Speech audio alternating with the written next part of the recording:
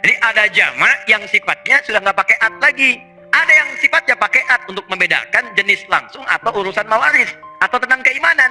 Mukminin, mukminat. Muslimin, soimin, soimat. Tapi ada yang nggak usah dibedakan lagi karena sama-sama sifatnya sama dan tidak ada urusan dalam hukum karena sifatnya sama, urusan hukumnya pun disamakan semua. Nggak dilihat. Contoh kafirin. Kalau perempuannya tidak ada kafirat, tetap kafirin. Karena nggak ada iman, nggak ngaruh mau bicara hukum pun disamakan aja. Tapi kalau sudah mukminin hukum waris beda. Makanya ketika masuk waris mukminin mukminat, mukmin dengan mukminat beda kemudian bagian warisannya. Soimin dengan soimat. Kenapa ada soimat? Karena ada kekhususan di perempuan. Perempuan bisa haid, bisa tidak saum. Maka diturunkan hukum khusus untuk perempuan. Makanya ketika menyebutkan laki-laki soim. Ketika perempuan tambah tak jadi apa?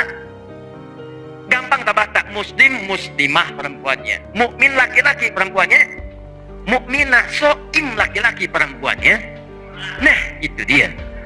Kalau jamaknya soimat, tapi kalau kafirin karena sama-sama kafir nggak ada iman, nggak usah pikirin hukum, sama aja. Nggak ada hukum bagi mereka, makanya tidak ada kafirat.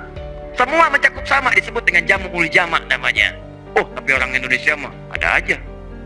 Hadirin, hadirat. Jelas?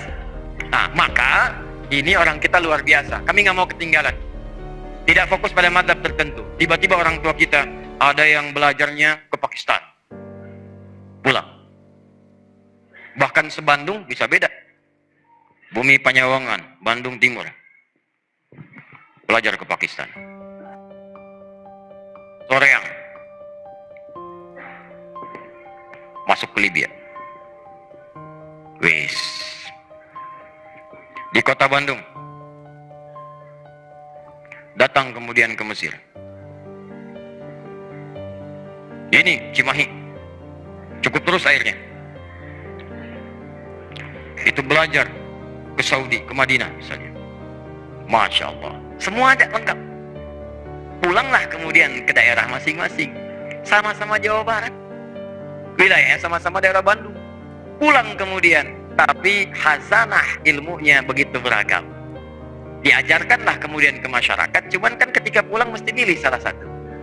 Maka yang ini tidak dibaca, ini sama, yang ini jahar, yang ini sir. Maka masyarakat Cimahi menerima pelajaran yang sir. Bismillahirrahmanirrahim. Alhamdulillahirabbil alamin. Belajar biasa. Bandung kota menerima jahar. Bismillahirrahmanirrahim. Ini Bandung Timur, Soreang, ini menerima yang tidak dibaca bismillahnya. Alhamdulillahirabbil alamin. Lancar semua di daerahnya. Yang jadi masalah belum diajarkan fikih ikhtilaf. Mainlah orang Bandung Timur. Masyarakatnya bukan ustadznya, ke wilayah kota Bandung.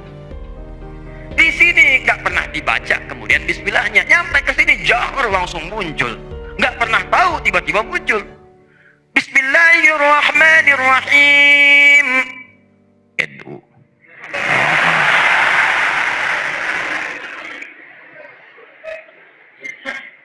Yang ini main kemudian ke Cimahi.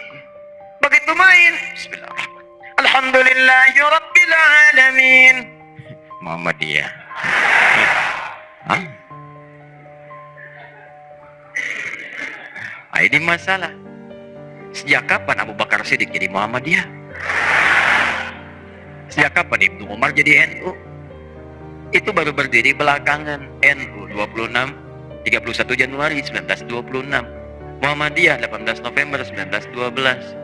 Itu baru berdiri belakangan, dan itu sangat mulia organisasi untuk memudahkan cara kita menerapkan nilai syariat. Kalau pengen ikut silahkan, cocok silahkan, tidak cocok saling toleransi dalam kebaikan. Silahkan pilih yang kira-kira bisa memudahkan kita jalan menuju Allah. Sederhana. Tapi jangan sampai dikait-kaitkan dengan tuntunan syariat yang ada kemudian dalilnya, apalagi dengan itu jadi berselisih. Nah, ini kelihatannya mudah, tapi kalau belum paham dan belajar fikih ini tidak mudah untuk mengatasinya. Tugas saya di Saudi 2010, tugas dikirim oleh pemerintah, tugas. Begitu bertugas menerima jemaah haji pertama, waktu sholat Isya, yang imam Syekh Sudes pada saat itu, begitu datang, begitu Isya dimulai, stawu, istaqimu, dah, siap. Allahu Akbar, siap semua. Bismillahirrahmanirrahim. Alhamdulillahi Rabbil Alamin. Respon pertama jemaah kita, iki memang Muhammadiyah ya. Iki Muhammadiyah cabang Masjidil Haram. Tuh, ketuanya saya Sudes.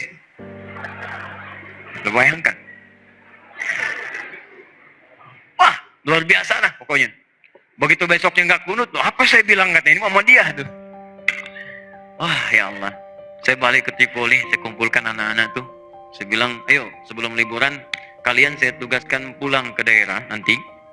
Nanti ketika pulang, tolong petakan di daerah kalian apa yang diperlukan. Kalau perlu fikih, catat apa keperluannya. Perlu hadis, catat. Nanti pulang ke sini, itu yang kalian pelajari. Jadi begitu kembali ke kampung halaman, mengajarkan apa yang dibutuhkan. Jangan sampai pulang datang mengajarkan sesuatu yang tidak diperlukan. Kan nggak nyambung jadinya. Maka mereka bertugas kemudian berangkat survei. Dan survei pulang. Bapak. Begitu pulang itu sangat menarik. Pertanyaan pertama saya tanya pada satu orang, bagaimana hasil pengalaman kamu kemarin? Ustaz, saya tanya di daerah saya, kemudian pertanyaan pertama, ini untuk saya petakan dulu, berapa umat Islamnya? Alhamdulillah Ustaz, 95% Muslim di sini. Wah, hebat, bagus. Terus 5%-nya apa? Muhammadiyah. Wah.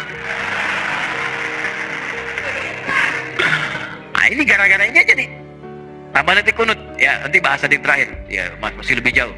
Jadi kalau kita sudah belajar ini, jangan banyak diperdebatkan lagi, kita paham akhirnya. Ya, jadi kalau ada kemudian memilih tidak dibaca sama sekali, langsung Alhamdulillahi Rabbil Alamin. Dari mana? Ayo, dari siapa? Dari Nabi. Oh, Nabi contoh ini Abu Hanifah, Nabi. Abu Hanifah itu yang memilihnya. Kalau ada yang bacanya keras, Bismillahirrahmanirrahim. Dari siapa? Nabi. Kalau silent, Bismillahirrahmanirrahim. Dari siapa? Nabi. Kalau semua dari Nabi, masa antum ingin menyoal Nabi? Masa antum ingin mempermasalahkan Nabi? Nabi yang ngasih tuntunan dibanding dengan Nabi. Karena itu sudah selesai. Ya, tidak perlu diperdebatkan lagi. Jadi, dan jangan pernah kemudian dikait-kaitkan juga dengan mazhab ini. Karena mazhab yang dimaksud kemudahan memberikan bimbingan. Jangan juga dimunculkan. Ya, begitu imamnya mau takbir, takbir Allahu Akbar. Bismillahirrahmanirrahim. Alhamdulillahi Rabbil Alamin. Ambali. Oh, usah. Jelas ya? Begitu salam, Assalamualaikum warahmatullahi wabarakatuh. Oh, paham Bali apa kabar? Namanya Asep dia. Jelas ya?